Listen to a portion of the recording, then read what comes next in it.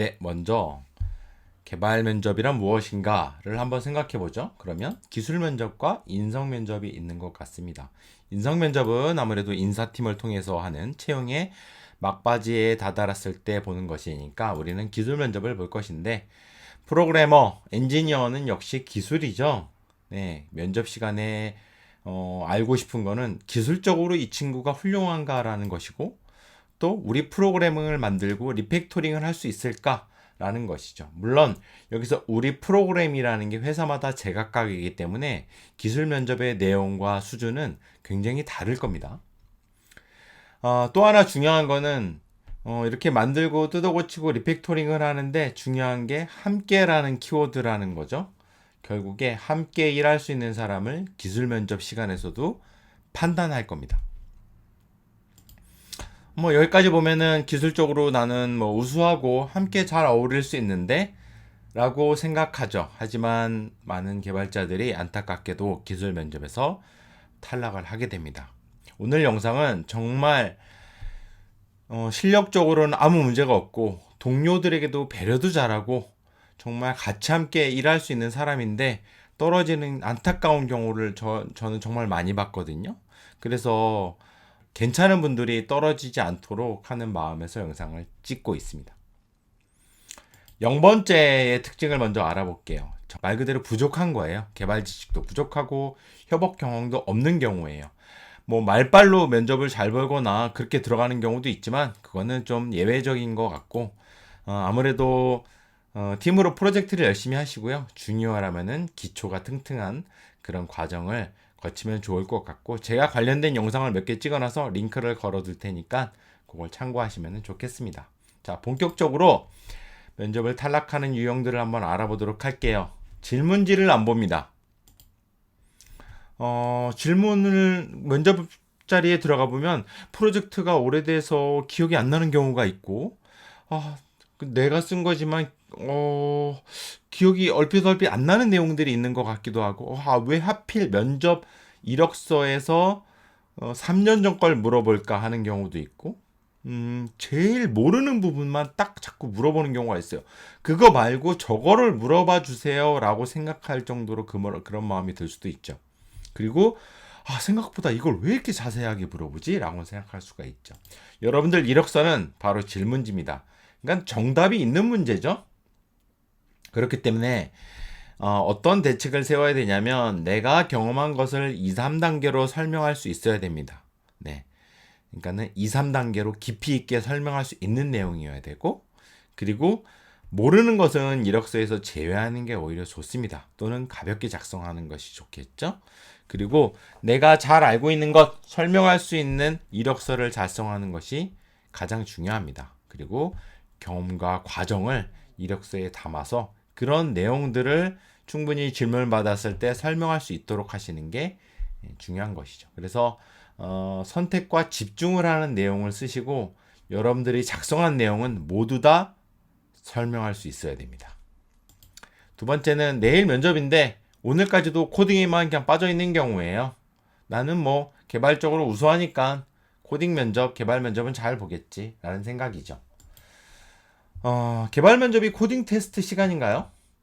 뭐 코테르는 별도로 또 확인을 하죠. 네. 대부분은 당신의 엄청난 코딩 실력이 아니고요. 그냥 말로 설명을 해야 하는 시간입니다. 뭐 함수형 프로그래밍을 좋아하신다고 하셨는데 클로저 한번 설명해 보실래요? 클로저는 기초잖아요. 그런데 클로저 어떻게 설명을 하지? 클로저 그거 설명을 못 하는 거예요. 그럼 그러다가 이제 뭐 객체 지향이 나오고 뭐 클래스를 사용하고 뭐 이런 게 나와서 면접관이 질문을 하죠. 일단 뭐 디스는 아시죠?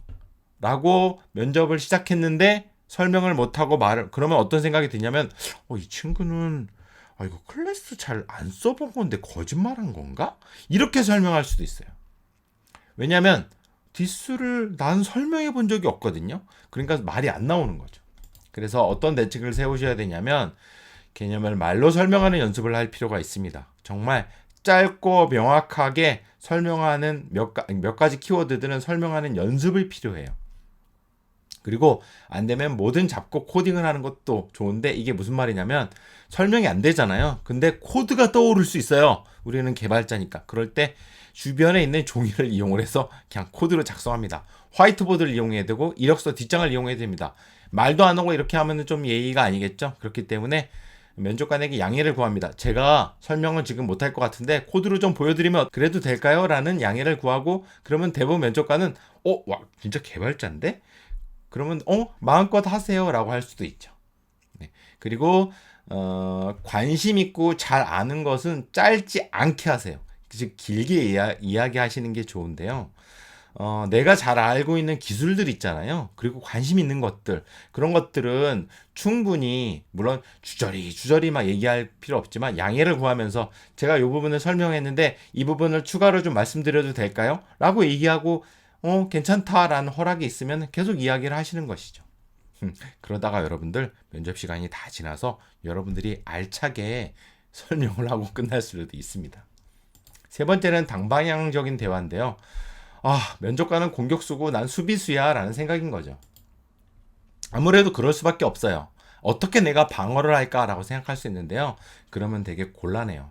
면접관과 나는 어떻게 보면 같이 협력적으로 패스를 주고받는 관계라고 생각하시는 게 좋아요. 뭘 요구하는지 모르겠어요. 어떡하지? 그래서 내 맘대로 그냥 설명을 하자라고 얘기를 해버리는 경우. 그럼 면접관 표정이 안 좋죠. 그러면은 내가 잘못 설명했나? 막 이런 생각이 들 수도 있죠. 그리고 이해가 안 가는 질문들이 있어요. 그러면은 나 저것도 이해 못 한다고 생각할까봐 그냥 모른다고, 막 어려운 내용들이니까 모른다고 생각할 수도 있어요. 머리가 하얘지는 순간 질문을 못 듣거나 제대로 이해하지 못한 경우가 있을 수 있거든요. 그러면은 그냥 그건 모르겠습니다라고 하는 경우도 있고요. 심지어 마지막은 뭘까요? 아무런 이야기를 하지 않는 겁니다. 침묵의 시간이 계속 흐르고 있는 것이죠. 물론 그 시간에 나는 이거 생각날 것 같은데 기술적으로 이거 어떤 경험이었지? 어떻게 해야 되지? 막 이럴 수 있는데 그냥 말을 안 하고 있는 거예요. 그럼 면접관은 이 친구가 되게 안쓰러운데 안타까운데 어떡하지? 막 도와주고 싶은데 어떻게 해야 될까? 막 이렇게 생각할 수도 있죠. 그런 경우에는 양해를 구하는 것도 좋은데요. 뒤에 또 말씀을 드릴게요. 그러니까 결국에 기술이나 여러 가지 어려운 것들은 우리가 모를 수도 있어요. 하지만 엉뚱한 대답을 하거나 여기까지도 조금 괜찮을 수도 있는데요. 대화가 안 되는 게 더 심각한 문제입니다. 그러면은 보통 면접관들이 여러분들 면접 끝나면 어떤 이야기를 하냐면 면접관들이 얘기해요. 이 친구 어땠어? 그러면은 아무래도 좀 같이 일하긴 그렇겠지? 뭐 이렇게 이야기를 하는 거예요. 그거는 기술 면접이지만 그 60분 동안 느끼는 면접관들의 감정은 함께 일할 수 있느냐를 보고 싶은 마음들이 계속 있었던 거예요. 그래서 어떻게 해야 되느냐? 단방향적인 분위기를 좀 깨트려야 되는데요. 질문을 모르면 다시 질문을 하세요. 죄송합니다. 제가 긴장해서 다시 한번 이해를 못했는데 혹시 이런 부분으로 말씀드리면 될까요? 라고 질문할 수도 있는 것이죠. 그래서 양해를 구하고 설명할 수도 있어요. 이런 포인트를 말씀을 드려도 될까요? 라고 구체적으로 확인을 하고 설명하는 것이죠. 전 이 부분이 굉장히 중요하다고 생각하는데 이게 바로 정확한 커뮤니케이션의 방법이에요. 그래서 면접 자리에서도 여러분들이 커뮤니케이션을 잘했다면 그 자리 역시 그런 능력을 보여줄 필요가 있습니다. 그리고 면접관에게도 질문할 수 있어요. 이거는 사실 면접관에 따라서 내가 질문하는 거지 네가 질문하는 거냐 이런 분위기가 될 수도 있는데 편안하게 생각해 주세요. 나를 배려하는 것 같고 사실 그런 회사가 좋은 회사거든요. 그런 분위기라면 면접관에게도 질문을 하세요. 예를 들어서 이런 거죠. 클로저 제가 이렇게 설명했는데요. 혹시 제가 이 부분에 대해서는 잘 평소에 몰랐던 건데 조금 설명을 들을 수도 있을까요? 뭐 이런 질문을 할 수도 있는 거예요. 요거는 조금 분위기를 보고 하셔야 됩니다. 네. 그리고 잠시 시간을 달라고 하시는 것도 좋아요. 제가 긴장을 많이 했으니 물 한 잔 먹고 이 질문에 좀 제가 훌륭한 대답을 하고 싶습니다. 시간을 주십시오. 20초면 되겠습니다. 이런 시간을 갖는 것도 좋죠. 사실 그렇거든요. 질문 받고 2초 내에 3초 내에 정막을 깨트리면서 바로 대답하는 거는 굉장히 어렵고 연습이 되어 있지 않으면 어렵습니다. 자, 마지막은 아무것도 못하는 경우입니다. 왜 아무것도 못했을까요? 정말 긴장이 많이 되죠. 너무 가고 싶으니까. 경험이 없으니까. 그쵸? 그래서 막 다리도 떨고 사방팔방 막 내 손이 막 위로 움직이고 아래로 움직이고 머리를 긁적긁적 거리고 막 책상 위로 갔다가 책상 아래로 내려갔다가 그럴 수 있죠. 그리고 시선 처리. 도저히 눈을 마주칠 수가 없습니다. 면접관이 예쁘고 잘생겨서가 아니고 그냥 그분 눈빛을 쳐다볼 수가 없는 것이죠. 그리고 시선 처리가 엉망입니다. 그리고 좀 방공기가 뭔가 침울할 수도 있습니다. 뭔가 그 다크포스의 느낌, 그런 느낌이 나는 걸 수도 있어요. 여러분 알 것 같죠? 네, 여러분만 모르는 걸 수도 있습니다. 대책은 무엇이냐? 나를 찍어 보십시오. 카메라로 내 모습을 찍어서 내가 어떻게 기술적인 설명을 하는지, 면접관과 이야기를 하는지를 한번 찍어보세요. 물론 스스로 찍어보라는 거예요. 면접을 할 때 저 촬영 좀 하겠습니다 하고 하라는 얘기는 아니었습니다. 네. 그리고 거울 앞에 서서 말을 해보십시오. 거울 앞에 서서 짧게가 아니고 길게 진짜 어떤 질문 리스트를 벽에 딱 붙여놓고 그걸 한번 이야기를 해보세요. 그 자리에서 객체지향 프로그래밍의 특징에 대해서 이야기해보고 함수형 프로그래밍 특징에 대해서 한번 이야기해보세요. 내가 한 프로젝트에 대해서 어떤 장점과 단점이 있고 아직까지도 고민사항이 무엇인지 한번 이야기해보세요. 그리고 모의 면접을 해보는 겁니다.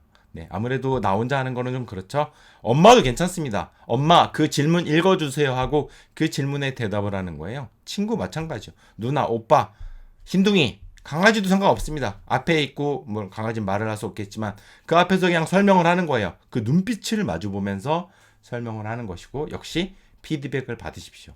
엄마도 굉장히 훌륭한 피드백을 여러분들에게 줄 수가 있습니다. 자, 제가 준비한 건 여기까지고 저는 고백하건대 면접에 탈락의 경험도 좀 있고 면접을 사실 그렇게 잘 보는 사람은 아니었습니다. 이제 많은 학생분들, 주니어분들이 면접을 보면서 느낀 경험을 사실 제가 말씀드린 거고 영상을 보신 분들의 정말 소소하고 짧은 팁들을 한 줄씩 좀 남겨주시면 우리가 모두 다 억울하게 훌륭한 기술과 훌륭한 동료이나 면접에서 떨어지는 일은 없지 않을까 생각합니다.